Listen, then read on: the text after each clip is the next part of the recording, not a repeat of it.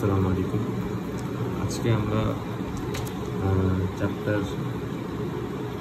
5-এরই geometric progression নিয়ে আলোচনা করবো ইনশাআল্লাহ। আগে ছিল হচ্ছে অ্যারিথমেটিক প্রোগ্রেশন, এটা হচ্ছে জিওমেট্রিক।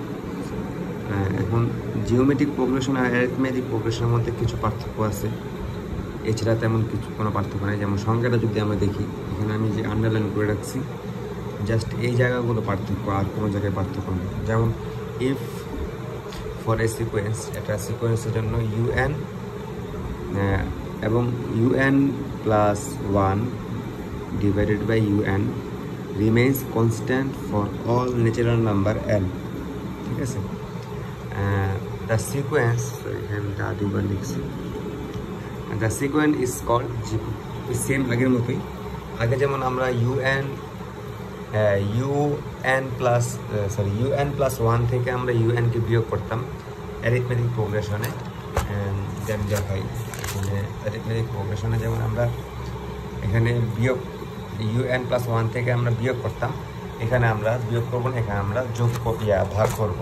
ঠিক আছে, এটা হচ্ছে আমাদের পার্থক্য, প্রথম পার্থক্য। আচ্ছা, আর আমরা জানতাম যে বিয়োগ করার পর বা ভাগ করার পরে যে ডিফারেন্সটা থাকে সেটাকে আমরা অ্যারিথমেটিক প্রোগ্রেশন ডিফারেন্স বলতাম। এখানে আমরা কমন রেশিও বলবো। ঠিক আছে, এখানে ডি দিয়ে প্রকাশ করতাম এবং এখানে আমরা সেটাকে আর দিয়ে প্রকাশ করবো। যেমন এখানে বলা আছে, the constant ratio of consecutive terms UN and UN plus 1 is called the common ratio of that GP. মানে জিওমেট্রিক প্রোগ্রেশনে সেটাকে আমরা ডিফারেন্স হিসেবে প্রকাশ না করে সেটাকে আমাকে কমন রেশিও হিসেবে প্রকাশ করব। ঠিক আছে। আচ্ছা, যেমন জিওমেট্রিক প্রোগ্রেশনের সিরিজটা এরকম হয়, এ প্লাস এ আর প্লাস এ আর স্কোয়ার প্লাস এ আর কিউব, এরকম করতে করতে যেতে থাকে। হ্যাঁ, বাট এটা দেখার আগে আমরা এই জিনিস একটু খেয়াল করব যে জিওমেট্রিক প্রোগ্রেশন এবং অ্যারিথমেটিক প্রোগ্রেশনের মধ্যে পার্থক্য কোন জায়গার মধ্যে ছিল। যেমন জিওমেট্রিক প্রোগ্রেশনে যেখানে বিয়োগ ছিল, অ্যারিথমেটিক প্রোগ্রেশনে যেখানে বিয়োগ ছিল, আমরা জিওমেট্রিক প্রোগ্রেশনে সেখানে ভাগ করব। যেমন ফর এক্সাম্পল আমরা এখানে দেখতেছি আমরা কিন্তু আগে বিয়োগ করছিলাম, বাট এখানে আমরা কী করতেছি, ভাগ করতেছি। ঠিক আছে, এরপর আমরা যদি যাই অ্যারিথমেটিক প্রোগ্রেশনে যেখানে যোগ ছিল, জিওমেট্রিক প্রোগ্রেশনে সেখানে গুণ হবে। ফর এক্সাম্পল আমরা কিন্তু অ্যারিথমেটিক প্রোগ্রেশনে এ প্লাস এ, মানে আমরা যে এটা তো ফার্স্ট যে টার্ম, সেটা সেকেন্ড টার্মটা আমরা কীভাবে রাখতাম, এ প্লাস ডি রাখতাম না। তো এখানে কিন্তু আমরা ডি লিখবো না, এখানে আমরা কি লিখবো, ডি এর বদলে কিন্তু আমরা আগে ডি লিখতাম অ্যারিথমেটিক প্রোগ্রেশন, এখানে লিখবো আমরা আর। ঠিক আছে, কারণ রেশিওকে আমরা এখানে গুণ করতেছি, বাট আগে কিন্তু আমরা ডিকে যোগ করতাম, বাট এখানে আমরা গুণ করতেছি। তাহলে কি অ্যারিথমেটিক প্রোগ্রেশনে, যেমন আমি যদি দেখাই এক্সাম্পল হিসেবে, এখানে কিন্তু আমরা ডিকে যোগ করতাম অ্যারিথমেটিক প্রোগ্রেশনে, বাট জিওমেট্রিক প্রোগ্রেশনে এখানে আমরা আরকে গুণ করব। সো আমরা বলতেই পারি অ্যারিথমেটিক প্রোগ্রেশনে যেখানে যোগ ছিল, জিওমেট্রিক প্রোগ্রেশনে সেখানে আর গুণ হয়ে যাবে। এবং অ্যারিথমেটিক প্রোগ্রেশনে আমরা কমন ডিফারেন্সকে ডি দিয়ে প্রকাশ করতাম, এখানে আমরা কমন রেশিওকে আর দিয়ে প্রকাশ করব। ঠিক আছে, আরেকটা পার্থক্য হচ্ছে, অ্যারিথমেটিক প্রোগ্রেশনে আমরা ডি এর সাথে কিন্তু আমরা 2 গুণ করতাম, 3 গুণ করতাম, 4 গুণ করতাম। এখানে যে 2, 3, 4 এগুলো আমরা গুণ না করে এখানে যে এটাকে কি বলে, স্কোয়ার, কিউব, এই আকারে আমরা প্রকাশ করব। ঠিক আছে, আশা করি এই জিনিসটা আমরা বুঝতে পারছি। এই জিনিসটা বুঝলে আমাদের জন্য সহজ হবে আর কি, পার্থক্যগুলো আর কি আমরা আইডেন্টিফাই করতে পারি। তাহলে আমি এখানে দেখাই, তো জিওমেট্রিক প্রোগ্রেশনটা এরকম হবে, এ প্লাস এ আর প্লাস এ আর স্কোয়ার প্লাস এ আর কিউব প্লাস এ আর 4, এরকম টাইপের হয়ে থাকবে। ঠিক আছে, এবং আমরা কিন্তু জিওমেট্রিক প্রোগ্রেশন, অ্যারিথমেটিক প্রোগ্রেশনে লাস্ট টার্মের মান কীভাবে বের করে, অথবা লাস্ট টার্মটা আমরা কীভাবে বের করব সেটা সম্পর্কে কিন্তু আমরা জানছি। এখানেও সেম, লাস্ট টার্মের মানটা আমরা কীভাবে বের করতে পারি, বা আমরা একটা মান দেখলে কীভাবে বলতে পারবো এটা কত নাম্বার টার্ম, সেটা আমরা এই সূত্র ধরে ইউজ করব। এ আর whole to the power n-1 সমান এল, এই লাস্ট পদ থেকে আমরা এল বলতে পারি। আর এন মানে কিন্তু আমরা আগেই বলছি, এন মানে হচ্ছে কত নাম্বার টার্ম। এটা যেমন ফার্স্ট, এই এন এর মান হচ্ছে 1, এই এন এর মান হচ্ছে 2, এই এন এর মান হচ্ছে 3, এখানে এই এন হচ্ছে এটা কত নাম্বার টার্ম। সেটা বের করে আমরা এল এর মান বের করতে পারবো।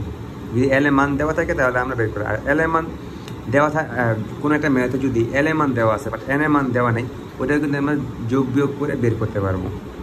ঠিক আছে, এটা হচ্ছে এই সূত্রটা আমাদের মাথায় রাখতে হবে, বাট এত টাফ ম্যাথ আসবে না। সো এই সূত্রটা মাথায় রাখি, এটা নেক্সটে আমরা এটা অ্যাপ্লাই করতে পারবো। যদি আমি এটা উদাহরণ যদি দেখাই, ফর এক্সাম্পল যদি আমি বলি যে একটা ম্যাথ দেখলে একটা ম্যাথের থেকে আমরা যদি বের করতে পারি, যেমন আচ্ছা এটা একটা ম্যাথ দেখে, সেই ম্যাথটা হচ্ছে যেমন এটা একটা ম্যাথ যে U12 বলা আছে, হ্যাঁ U12 বলা আছে, সেখান থেকে আমরা এই সূত্রটা ইউজ করলাম, এই সূত্রটা ইউজ করে আমরা মান অটোমেটিক বের করতে পারি। কেননা আমাদের এখানে এর মান দেওয়া আছে এবং আর এর মানও দেওয়া আছে এবং এখানে আমাদের এন এর মানও দেওয়া আছে 12, এই জন্য আমরা বের করতে পারি সহজে। বাট এটা আমি দেখাইলাম, এটা আমরা যখন ম্যাথ করবো তখন এই জায়গায় আমরা আসবো ইনশাল্লাহ। ঠিক আছে, তো এটা হচ্ছে জিওমেট্রিক প্রোগ্রেশন একটা সূত্র, যেখানে আমরা এন লাস্ট টার্মের মানটা বের করতে পারবো। ঠিক আছে, আচ্ছা এরপর আর কিছু সূত্র আছে, যেমন সাম অফ জিপি।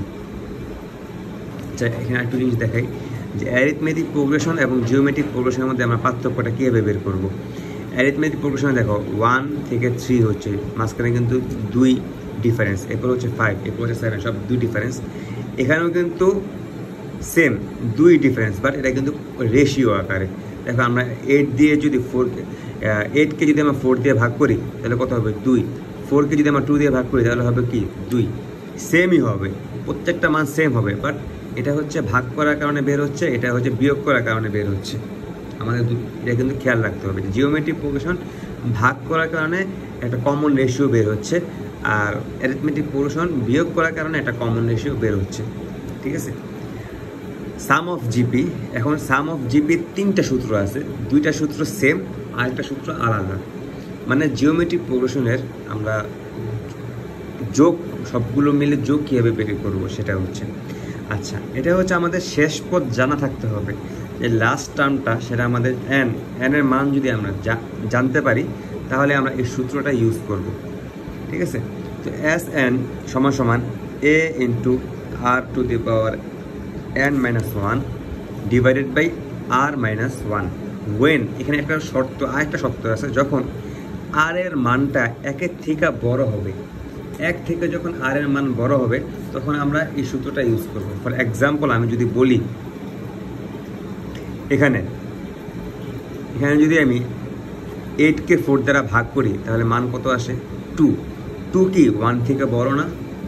2 যদি 1 থেকে বড় হয় তাহলে অবশ্যই আমরা এই সূত্রটা ইউজ করব। যেমন এখানে আবার এখানে দেখা দেওয়া হয়েছে যে 2 কিন্তু 1 থেকে বড়, এই জন্য আমরা এই সূত্রটা ইউজ করব। যখন এই আর এর মান 1 থেকে ছোট হবে তখন আমরা সেম সূত্রটা ইউজ করব, বাট 1টাকে আগে নিয়ে আসবো। এখানে 1টাকে পরে ছিল, কেননা এই আর এর মান 1 থেকে বড় ছিল। এখানে 1টাকে আগে নিয়ে আসবো, কেননা আর এর মান 1 থেকে ছোট।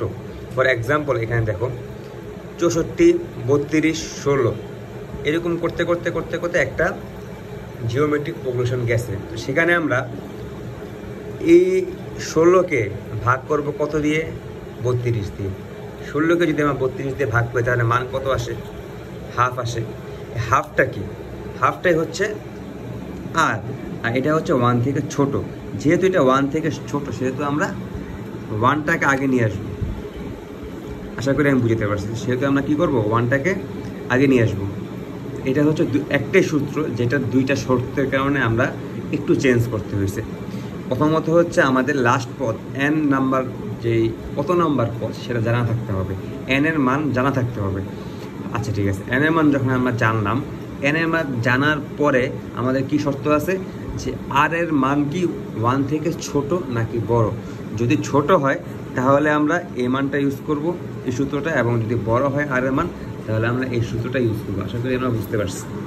আচ্ছা, এরপরে আমরা আরেকটা সূত্রে যাব, যেখানে আমরা n-তম যে পদ, যে শেষ পদটা যে কত বা এটা কত নম্বর পদ সেটা আমরা যদি না জানি তাহলে সেটাকে বলা হয় sum of infinite terms of GP, মানে একটা জিওমেট্রিক প্রোগ্রেশনে অসীম নাকি সসীম, সসীম তো সীমাবদ্ধ, অসীম মানে অনেক, হ্যাঁ অসীম যেই বাংলাতে যেটা বলে ইনফাইনাইট, যে অসীম, যেখানে আমরা মান এই এন এর মান জানবই না। যে ফর এক্সাম্পল আমরা এখানে দেখি, দেখো এখানে কিন্তু এন এর মান কিন্তু আমার দেওয়া নেই, লাস্ট পর্যন্ত কত নাম্বার পদ এটা কিন্তু দেওয়া নেই, যেতেই যাবে এরকম করে যেতেই থাকবে। সো যদি আমরা এই এন নাম্বার পদের মান না জানি, তখন আমাদের এই সূত্রটা ইউজ করতে হবে। এই যে একটা সূত্র, এই সূত্রের মধ্যে এই যে চিহ্নটা দেওয়া আছে, এই চিহ্নটাকে কি বলে আমি জানি, এটা মানে ইনফিনিট এরকম একটা চিহ্ন বলা হয়। এস দিয়ে এই চিহ্নটা আমাদের মাস্ট দেওয়া লাগবে, দিয়ে দেন আমরা এ বাই 1 মাইনাস আর, হ্যাঁ, আর সেখানে আর এর মান কখনো মাইনাস হওয়া যাবে না, আর এর মান কখনো মাইনাস হওয়া যাবে না। আর এর মান যদি মাইনাস হয়, তখন আমরা সেটাকে, এই যে দুই পাশে দুইটা দাগ দিছি আমি, এই দুইটা দাগকে বলা হয় মডিউলাস।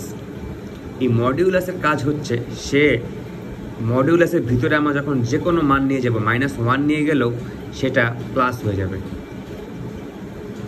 -1 নিয়ে গেলেও সেটা কি হয়ে যাবে, প্লাস হয়ে যাবে। এবং এই আর এর মান অলওয়েজ 1 থেকে ছোট হবে। এই শর্তগুলি আমাদের মাথায় রাখতে হবে। ফর এক্সাম্পল হিসেবে যদি আমি যাই, দেখো এখানে মডিউলাসের ভিতরে আমি নিয়ে গেলাম 3কে, 3 প্লাস ছিল, প্লাস হিসেবে বের হয়েছে। এখানে -5কে আমি মডিউলাসের ভিতরে নিয়ে গেছি, এটা +5 হিসেবে বের হয়েছে। এরকম টাইপের মডিউলাসের কাজ হচ্ছে সেটা। আচ্ছা, এখন এই যে সূত্রটা ইনফাইনাইট টার্মসের যে সূত্র, সেটার একটা এক্সাম্পল যদি আমরা দেখি, দেখো 64, 32, 16, ওই আগের এক্সাম্পলটাই। এখানে কিন্তু আমি 32কে যদি 16 দ্বারা ভাগ করি, তাহলে কি হাফ বের হচ্ছে আমার মান। তাহলে আর সময় এটাকে আমরা ইনফাইনাইট মডিউলাসের ভিতরে নিয়ে আসবো, এবং যেটা কিন্তু 1 থেকে ছোট, সেহেতু আমরা এই সূত্রটাই ইউজ করব, ঠিক আছে। এবং যদি আমি আরেকটা এক্সাম্পলে দেখি, আমি যে বললাম মডিউলাসের ভিতরে আমাদের কেন মানকে নিয়ে যেতে হবে, কেননা আর এর মান মাঝে মাঝে মাইনাস আকারে বের হবে, তখন মডিউলাসের ভিতরে আমরা আরকে নিয়ে সেটাকে আমরা প্লাস করে দিব। যেমন 64 - 32 + 16, এটাও কিন্তু একটা অ্যারিথমেটিক প্রোগ্রেশন, জিওমেট্রিক প্রোগ্রেশন, যেখানে আমাদের মাইনাস আছে। দেখো আমি যদি এখন 32কে 64 দ্বারা ভাগ করি, তাহলে কি আমার মানটা কত বের হবে, -½ বের হবে। -½ আমি মডিউলাসের ভিতর নিয়ে যাওয়ার কারণে সেটা শুধু হাফ বের হয়েছে, এবং এটা 1 থেকে ছোট। সো আমরা আশা করি বুঝতে পারছি যে আমরা কিভাবে জিওমেট্রিক প্রোগ্রেশনটা কি, এবং জিওমেট্রিক প্রোগ্রেশনের সূত্র আমি আশা করি বুঝতে পারছি। এবং আমাদের এই 4টা সূত্র মাথায় রাখতে হবে। প্রথমত সূত্র, এটা লাগে 4 নম্বর সূত্র, ঠিক আছে, হিসেবে এটা 4 নম্বর সূত্র। এবং এটা হচ্ছে আমাদের 2 এবং 3 বলতে পারি আমরা, এটাকে 2 এবং এটাকে 3 বলতে পারি, সেম, হ্যাঁ, জাস্ট আগে আর হবে একটাতে, আর পরে হবে 1 আগে হবে, এরকম টাইপের। আর এটা হচ্ছে n নাম্বার পদ বা এল এর শেষ পদের মান কীভাবে আমরা বের করব, এটা কত নম্বর পদ সেটা বের করব, সেটার জন্য আমরা এই সূত্রটা ইউজ করব, ঠিক আছে। এ আর, এটা কী বলে জানি, এ আর, যাই বলো, মানে এ আর এর উপরে n-1 আর কি, ঠিক আছে। তো এই হচ্ছে জিওমেট্রিক প্রোগ্রেশনের বেসিক আলোচনা। নেক্সট ভিডিওতে ইনশাল্লাহ আমরা জিওমেট্রিক প্রোগ্রেশন 4টা ম্যাথ আছে, নেক্সট ভিডিওতে 3টা ম্যাথ কমপ্লিট করবো, এবং লাস্ট ভিডিওতে আরেকটা ম্যাথ আছে, সেটা কমপ্লিট করবো।